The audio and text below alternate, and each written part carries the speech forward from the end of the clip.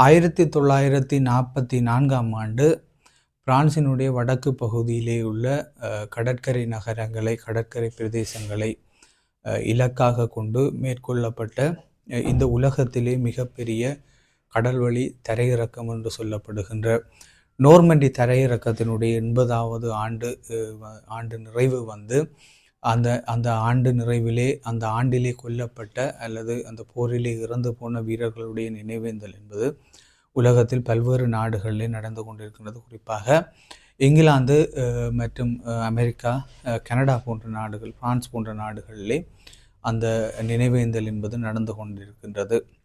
உண்மையிலேயே இந்த நோர்மண்டி தரையிறக்கம் என்று சொன்னால் என்ன? டி-டே என்றால் என்ன? டி-டே என்று ஒரு குறிப்பு சொல்லிலே அழைக்கப்படுகின்ற இந்த தரையிறக்கம் ஏன் டி-டே என்று அழைக்கப்படுகின்றது? இந்த போரிலே எத்தனை வீரர்கள் உயிரிழந்தார்கள்? அந்த யுத்தம் குறித்த பல்வேறு தகவல்களை இந்த பதிவிலே பார்க்க இருக்கின்றோம். நீங்கள் பார்த்து கொண்டிருப்பது ஜேசட் தமிழ் A to Z. தொடர்ந்து முழுமையான வீடியோ பதிவுக்குள்ளே போவோம். இந்த வீடியோவை நீங்கள் புதுசாக பார்க்குறீங்கன்னா கட்டாயம் சப்ஸ்கிரைப் பண்ணுங்க, நண்பர்களோட பகிர்ந்து கொள்ளுங்க. முழுமையான வீடியோ பதிவுக்குள்ளே போவோம்.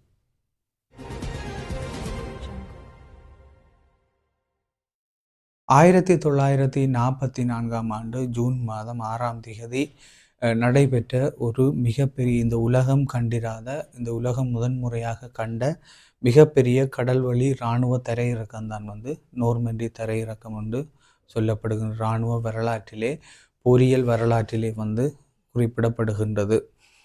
இது எங்கு நடைபெற்றதுன்னு சொல்லி சொன்னால் பிரான்சினுடைய வடக்கு பகுதியிலே இருக்கின்ற 5 கடற்கரைகளை மையப்படுத்தி பிரிட்டன், அமெரிக்கா, கனடா, பிரான்ஸ் நாடுகளுடைய நேச நாடுகளுடைய படைகள் கடல் வழியாகவும் வான் வழியாகவும் மேற்கொண்ட தாக்குதலின் மூலம் ஜெர்மனுடைய நாஜி படைகளை பின்தள்ளி அவர்களை தோற்கடித்து பிரான்ஸை வந்து கைப்பற்றியதோடு ஐரோப்பாவின் மீட்புக்கான போரும் ஆரம்பிக்கப்பட்டது. இதுதான் அதனுடைய தொடக்க புள்ளி.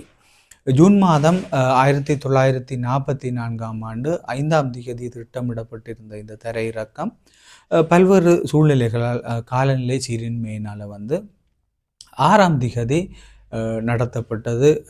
மிக பெருமளவு மனித உயிரிழப்புகளோடு, போர் தளவாடங்களுடைய இழப்போடு இந்த தரையிறக்கம் என்பது நடத்தப்பட்டு அதிலே வெற்றியும் நேச நாடுகள் வெற்றியையும் கண்டன. அந்த இடத்திலே, அந்த கடற்கரைகளிலே குறிப்பாக இருக்கின்ற நிலவு பொழிகின்ற நேரம் மற்றும் கடல் அமைதியாக இருக்கின்ற நேரம் மற்றும் அதிகாலை, இந்த 3 விடயங்களை மையப்படுத்தி இந்த கடற்கரைகளிலே மிகப்பெரிய இராணுவ தரையிறக்கம் ஒன்றுக்கு முயற்சிகள், திட்டங்கள் தீட்டப்பட்டு அது நடைமுறைப்படுத்தப்பட்டது. 1944ஆம் ஆண்டு ஜூன் மாதம் 5ஆம் தேதி நடத்துவதற்கு திட்டமிடப்பட்டிருந்த இந்த தரையிறக்கம் வந்து சில மணி நேர தாமதங்களின் பின்னர் ஜூன் மாதம் 6ஆம் தேதி நடத்தப்பட்டது, சுமார் 80 வருடங்களுக்கு முன்னர். இந்த தரையிறக்கம் ஏன் டி-டே என்று குறிப்பு சொல்லிலே அழைக்கப்படுகின்றது என்று சொல்லினால், அது போரின் தொடக்க நாள் என்று சர்வதேச போரியல் ஆய்வாளர்கள் வந்து குறிப்பிடுகின்றார்கள். அதாவது இதுவரை கண்டிராத ஒரு, இந்த உலகம் தன்னுடைய போரியல் அல்லது இராணுவ வரலாற்றிலே இதுவரை கண்டிராத மிக முக்கியமான மற்றும் மிகப்பெரிய இராணுவ தரையிறக்கம் என்ற அடிப்படையிலே வந்து அது போருடைய தொடக்கம் என்று அதை டி-டே என்று சொல்லப்படுகின்றது. இந்த உலகத்திலே இந்த டி-டே போரிலே, அதாவது இந்த நோர்மண்டி தரையிறக்கத்திலே பங்கு பற்றிய வீரர்கள், அதாவது அந்த நேச நாடுகள், குறிப்பாக அமெரிக்கா, கனடா, பிரிட்டன், பிரான்ஸ் போன்ற நாட்டு இராணுவங்களிலே இருந்து இந்த போரிலே பங்கெடுத்த இராணுவ வீரர்கள் பலர் இன்றும் உயிரோடு இருக்கின்றார்கள்.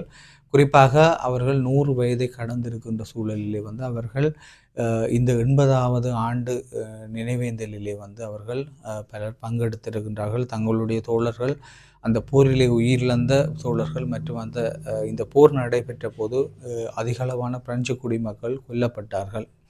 அவர்களை நினைவு கூறும் வகையிலே 80வது ஆண்டு நினைவேந்தல் என்பது அங்கே பல்வேறு இடங்களிலே குறிப்பாக இந்த 4 நாடுகளிலே வந்து சிறப்பாக இடம்பெற்றிருக்கின்றது. பிரிட்டனுடைய மன்னர் மற்றும் அமெரிக்காவிலே அமெரிக்க ஜனாதிபதி ஜோ பைடன் போன்றவர்கள் இந்த நினைவேந்தலிலே பங்கேற்றிருக்கின்றார்கள். இந்த 80ஆம் ஆண்டு நினைவேந்தல் என்பது பல்வேறு காலச்சூழல்கள் வெவ்வேறு மாற்றங்களை இந்த உலகம் கடந்த 80 வருடங்களை கண்டிருந்தாலும் கூட அதனுடைய நினைவேந்தல் என்பது இன்று வரை தொடர்ச்சியாக நடைபெற்று கொண்டிருக்கின்றது. இந்த நோர்மண்டி தரையிறக்கம் போன்று உலகத்தில் மிகப்பெரிய இராணுவ தரையிறக்கம் அதற்கு பின்னரும் அதற்கு முன்னரும் நடைபெற்றிருக்கவில்லை என்று குறிப்பிடப்படுகின்றது. ஆக இந்த நாங்கள் இதுவரைக்கும் வந்து நோர்மண்டி தரையிறக்கம் என்றால் என்ன, அது எங்கே நடைபெற்றது, அது டிடே என்றால் என்ன, அதனுடைய 80ஆம் ஆண்டு நினைவேந்தல் குறிப்பிட்ட பல்வேறு விடயங்களை நாங்கள் பார்த்துட்டோம். நாங்கள் மிக முக்கியமாக அடுத்து பார்க்க போகிறது என்னன்னு சொல்லிட்டுன்னா, இந்த தரையிறக்கம் இந்த உலகத்தில் மிகப்பெரிய இராணுவ கடல்வழி தரையிறக்கத்திலே வந்து எத்தனை இராணுவ வீரர்கள் கலந்து கொண்டார்கள், எத்தனை வாகனங்கள் பயன்படுத்தப்பட்டன, எத்தனை இராணுவ வீரர்கள் உயிரிழந்தார்கள் என்பது குறித்து தான் நாங்கள் இங்கே அடுத்து பார்க்க வேண்டும்.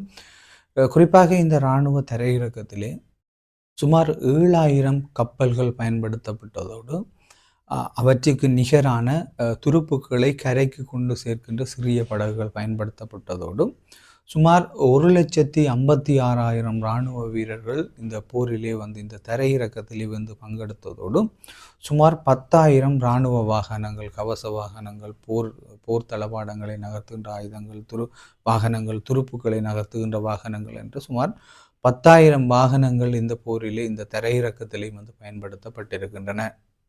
மேலும் இந்த டிடே என்கின்ற இந்த நார்மண்டி தரையிறக்கத்திலே வந்து முதல் நாளிலே வந்து ஒருங்கிணைந்த கூட்டுப்படைகளுடைய தாக்குதல், அதாவது அமெரிக்கா, ஜெர்மன் மற்றும் பிரிட்டன், பிரான்ஸ் ஆகிய அந்த 4 நாடுகளுடைய ஒருங்கிணைந்த கூட்டு இராணுவத்தினுடைய தாக்குதல் நடவடிக்கையிலே வந்து முதல் நாளிலே சுமார் 4,400 இராணுவ வீரர்கள் உயிரிழந்தார்கள். மேலும் 9,000 இராணுவ வீரர்கள் வந்து காயமடைந்தார்கள், காணாமல் போனார்கள் என்று குறிப்பிடப்படுகின்றது. இந்த தாக்குதலே நாஜிகள் தரப்பிலே வந்து கிட்டத்தட்ட 4,000 தொடக்கம் 9,000 இராணுவ வீரர்கள் காணாமல் போனார்கள் அல்லது கொல்லப்பட்டார்கள் என்று பதிவுகள் காட்டுகின்றன. ஆனால் அது சரியான பதிவுகள் அல்ல என்று அவர்களே குறிப்பிடுகின்றார்கள். அதனுடைய எண்ணிக்கை மிக கூடுதலாக இருக்கலாம் என்று குறிப்பிடப்படுகின்றது. இந்த நிலைமையிலே வந்து அதன் தொடர்ச்சியாக இந்த நோர்மண்டி தரையிறக்கத்தின் தொடர்ச்சியாக வந்து அங்கே இராணுவம் பிரான்சினுடைய நிலப்பகுதியை நோக்கி இந்த கூட்டுப்படைகள் நகர்ந்தன. அதன் தொடர்ச்சியாக கிட்டத்தட்ட 3 மாதங்கள் கடந்து ஆகஸ்ட் மாதத்திலே பிரான்ஸை இந்த கூட்டுப்படைகள் கைப்பற்றின என்பதுதான் வரலாறு.